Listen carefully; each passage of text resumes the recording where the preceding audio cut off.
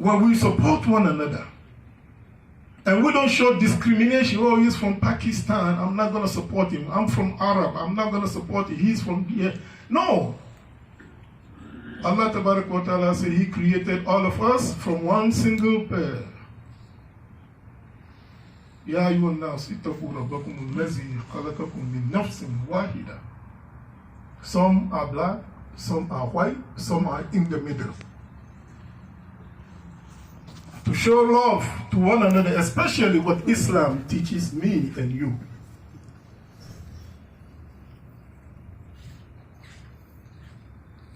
To worship Allah. We don't have to see Allah. We have Allah in our heart as Muslims. A man came to Rasulullah sallallahu alaihi wasallam asking, what is perfect iman? He said, Al-Hisan, said Prophet Muhammad sallallahu alaihi wasallam, Anta abudullah ka'annaka yarahu. Worship Allah as if you can see Him. فَإِن لَمْ تَكُنْ تَرَاهُ فَإِنَّهُ يَرَاكَ. And if your iman is not up to that level, then Allah is watching you. Of course. That's what Islam is all about. You can put Jesus, the picture of Jesus on the wall and worship it. What if you come one day and the picture is not there? Are you still going to worship or not? You can put a statue on a table and worship. What if you come and the statue is not there? Are you still going to worship God or not?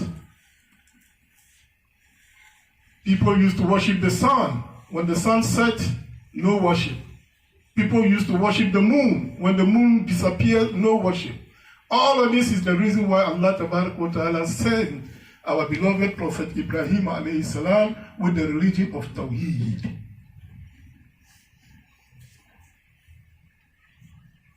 To submit to Allah, to believe in Allah, to worship Allah, to glorify Allah. And Allah is saying to us, Ya ayyuhallazina amanu alaykum anfusakum. You are responsible for your own self. You can do anything you want. The other side of the contract is that we will come before, you will go, I will go before Allah. The disbeliever will ask, how do you know that when I die, God will be there? Or how do you know there's no life in the grave? We ask them the same question. How do you know there's no life after this life? They don't have answer. The answer we have is that there is life according to the Injil, the gospel of Jesus. There is life according to Torah of Musa alayhi salam. And then Quran came and clarified everything. There is life in the grave and there is life in the hereafter. You are responsible for your own decision that you make. Do all the good you can. To all the people you can. At all the times you can. In all the ways you can. As long as you can do good as a Muslim, do good. That's what Islam calls on us. And when we do good, Allah will always support us.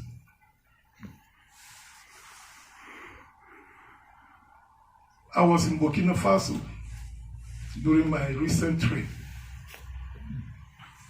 There's a city named Rahmatullah. A city, a whole city. It's a big city. It's called Rahmatullah. The man who first established there, Sheikh Abubakar Sidi Maida. He went there was nothing. But he decided, I'm going to stay here. And he stayed there. It was a desert. Nothing. Abubakar Sidi Maida, he prayed, he made zikr. Pray, make zikr. His family came, joined him. All they do is they pray, they make zikr, they make dua. It's very interesting how they show me a factory. They say, here, look at this factory. What is the factory about? Allah sent Rahmah to that area where people used to find gold, diamonds. The city is established. The people, they will find gold. My friend told me, he said, even when I was building my house, when the people dig down, they found some diamonds, and they will go and sell and make money for themselves. Allah is the one said in the Quran, I'm the one who sent this thing down on earth. What happened? Some selfish group amongst the politicians and some companies, they told the government to get rid of all the Muslims from that area. Get rid of them because there's a lot of money to be made. I'm telling you a real story. The Muslim says we are not moving. The government said you should move. Already they've signed a contract with whether it's Chinese company or European company or American company to come and get rid of the Muslims from Rahmatullah. That's it. And Allah Ta'ala says, when you depend on me, I will depend on you and I will support you. The government signed contract with this company. They came with all kind of equipment from overseas to come and start digging gold and diamond to make money and get rid of the people who established the city. What did the people do? They didn't fight the government. They fought back by Iman. Ya ayyuhallazina amanu alaykum anfusakum. You are responsible for your own self. Meaning, depend on Allah. Read the Quran. Make zikr. Make dua. So the Muslims in Rahmatullah, they got together and they call all the other imams to come and help make dua. And Allah Ta'ala made promise. Idu'uni astajib lakum. You call on me with sincerity, I will answer the call. Then they made dua. And they told the government, you can do anything you want. And the government started digging from elsewhere. What happened? The diamond, the gold, everything disappeared. Now, they dig and dig. It's rather unfortunate in some countries I see when the greedy and the selfish, the oil junkies, they go into a territory with guns, and then the Muslims also will take a gun. Meanwhile, the kafiruns, the greedy and the selfish people, they have bigger guns than you. You cannot fight them. Make dua. When you take a gun to shoot another individual, it means Allah is on the side. So Allah will let you fight. And guess what? People end up dying. And that's what we see in many countries, predominantly Muslims. Idu'uni astajib lakum. Just depend on Allah. Be sincere. Love one another. Support one another. Care about one another. In some cases, we have situations we don't even give each other salam from our heart.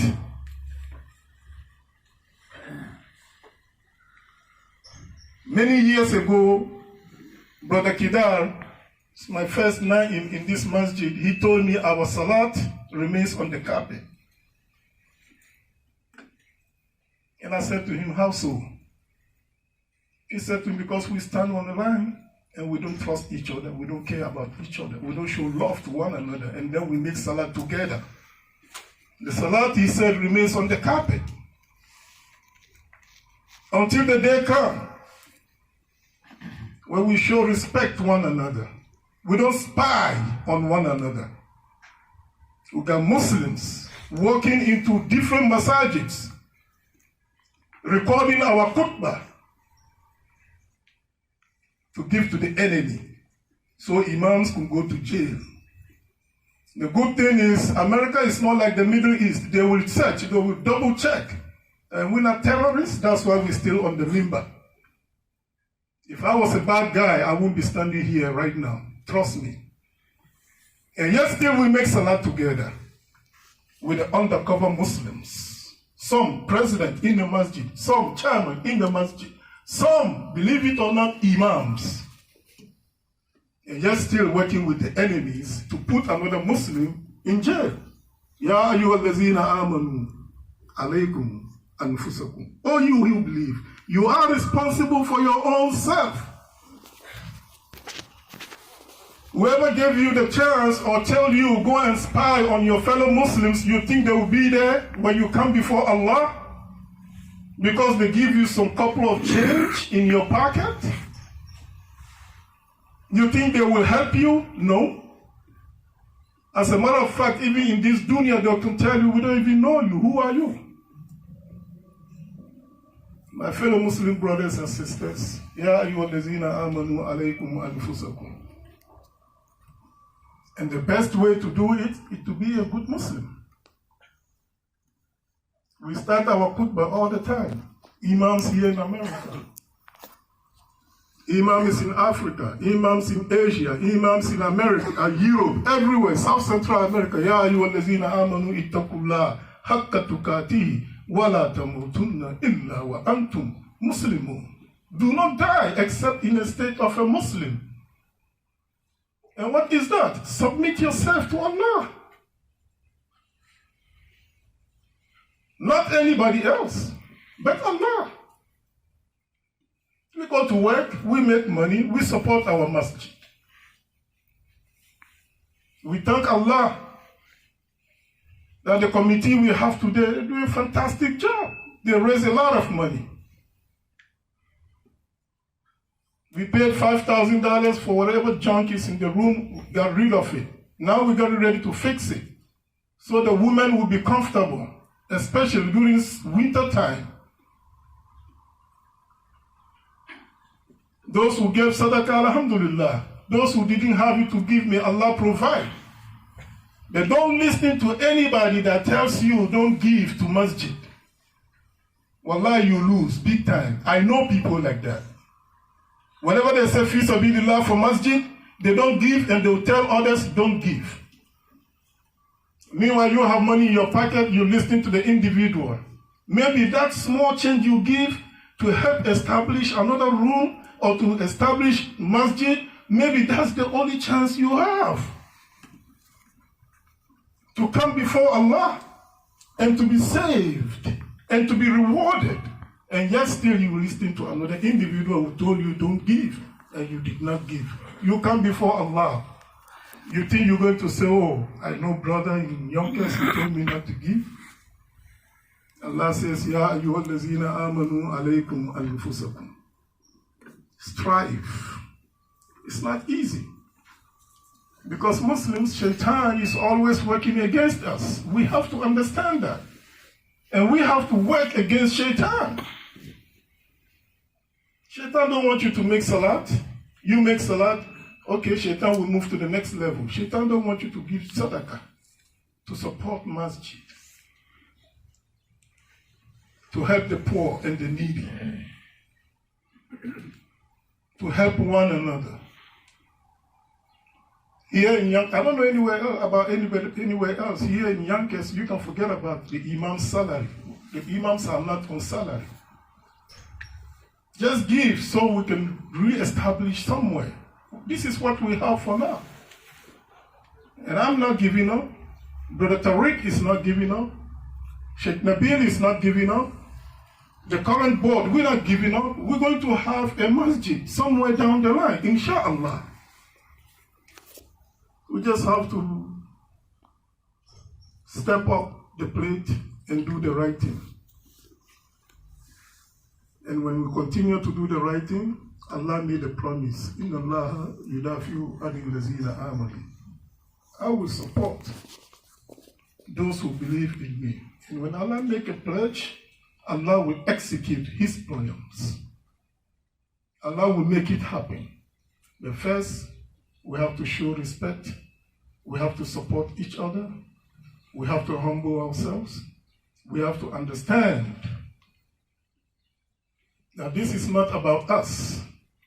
It's about our children, our grandchildren, and the children of our grandchildren, so that they will benefit from our efforts.